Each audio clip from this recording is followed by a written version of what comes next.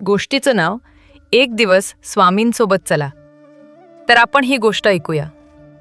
पुण्यात राहणारी सई खूप ॲम्बिशस होती. कॅरियर, पैसा, सक्सेस सगळं मिळवायचं होतं. पण कितीही मेहनत केली तरी तिला हवं तसं काहीच होत नव्हतं. एक दिवस फ्रस्ट्रेशनमध्ये ती म्हणाली, देवा, जर खरंच तू असशील तर मला एक दिवस साथ दे. मला दाखव तू काय करू शकतोस.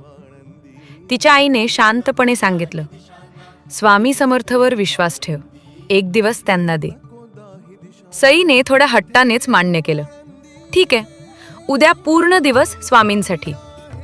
सई उठली आणि पहिल्यांदाच शांतपणे स्वामींचं नाव घेतलं. मनात विचार आला, आज काहीतरी वेगळं करायचं. ऑफिसला जाताना तिला एक लहान मुलगी रडताना दिसली. सई नेहमी इग्नोर करायची, पण आज ती थांबली. तिने त्या मुलीला मदत केली. तिच्या आईला शोधून दिलं. त्या मुलीच्या चेहऱ्यावरचं हसू पाहून सईच्या मनात एक वेगळीच ऊब आली. त्या दिवशी सईचा एक मोठा प्रेझेंटेशन होता. ती खूप नर्वस होती. पण प्रेझेंटेशन सुरू करताना तिने मनात म्हटलं, स्वामी, आज तुम्ही बघा. आणि आश्चर्य म्हणजे ती अगदी कॉन्फिडेंटली बोलली.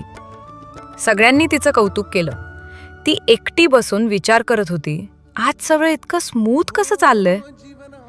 तेवढ्यात तिच्या फोनवर एक जुना मेसेज दिसला. Helping others is also worship.